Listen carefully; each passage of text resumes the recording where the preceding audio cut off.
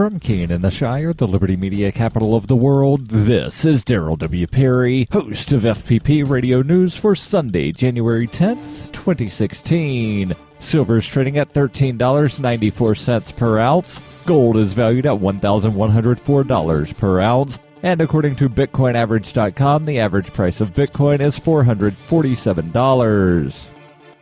Antiwar.com reports Russian warplanes pounded a prison complex run by al-Qaeda's Jabhat al-Nusra in the town of Marat al-Numan on Saturday, killing at least 57 people and wounding 30 others. The building, which is a combination jail and religious court, is near a popular marketplace. The split of casualties appears to be hotly disputed so far, with the Syrian Observatory for Human Rights initially claiming most of the slain were detainees and 5 civilians in the surrounding area, but now they are saying 21 civilians and only 7 detainees killed. Marat al-Numan is between the al-Qaeda capital of Idlib and the recently recaptured Syrian city of Hama, and would likely be an early target for the Syrian military in trying to regain the Idlib province. Russia has been backing these recent offensives, and Saturday's attack may be a prelude to another one. Al-Qaeda at present controls virtually the whole Idlib province, along with some smaller allied groups calling themselves the Army of Conquest. The groups also have a foothold in both Aleppo and the Latakia provinces, but are meeting resistance going any further there.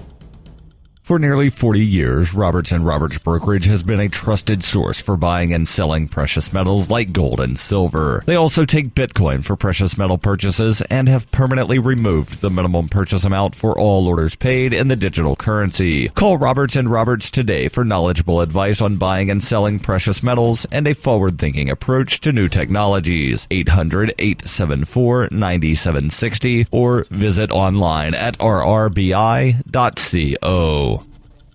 UPI reports revived propaganda broadcasts across the border between North and South Korea are stoking tensions between the two countries. South Korea had originally halted the broadcast in August after the two countries reached an agreement to defuse tension, but since then 2 South Korean soldiers were maimed by landmine attacks. On top of that, South Korea joins the global backlash against North Korea in response to the purported test of a hydrogen bomb. Officials say the irregularly scheduled broadcast reached 6 miles into the north during the day and 15 miles at night. They consist of anti-North Korean messages read by an announcer, but also pop music and news. The latter gives North Korea's residents, who are largely cut off from the rest of the world, a glimpse of life outside the impoverished nation. Yonhap reported the South has no plans to halt the broadcast and sees no threat of military action from the North. A military official told the news agency, "We are continuing the broadcast at 10 spots on the border Saturday. We have not yet identified special moves by the North Korean army." The United States is working with Seoul to build international support to punish Pyongyang for this week's test.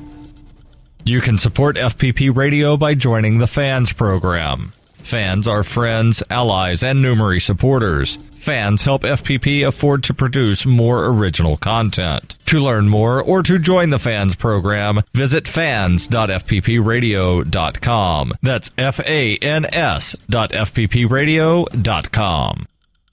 Reuters reports the U.S. Housing and Urban Development Department will pay up to $7.9 million to Baltimore female public housing tenants who allege that workers demanded sex in exchange for repairs and other work. 19 female residents at 3 housing projects alleged in a federal class action suit that they were left to live in unsafe conditions, including dealing with vermin and mold and a lack of heat, when they refused sexual demands from maintenance workers. Total payments would range from $6 million to $7.9 million, depending on the number of tenants who end up joining the suit. The settlement is pending approval by the U.S. District Court and HUD. It was announced at a news conference with Baltimore Housing Commissioner Paul Graziano, activists, and others. Carrie Hansel, an attorney for the women, called the settlement the largest Fair Housing Act case of its kind related to sexual harassment, saying, "I believe it's historic." One of the projects where the women lived was Gilmore Homes, which was also home to Freddie Gray, who died from a broken neck suffered in police custody. His death in April triggered protests, and 6 police officers are facing trial in the case. Hansel said the workers identified as abusing the women have been fired, and a criminal investigation is underway.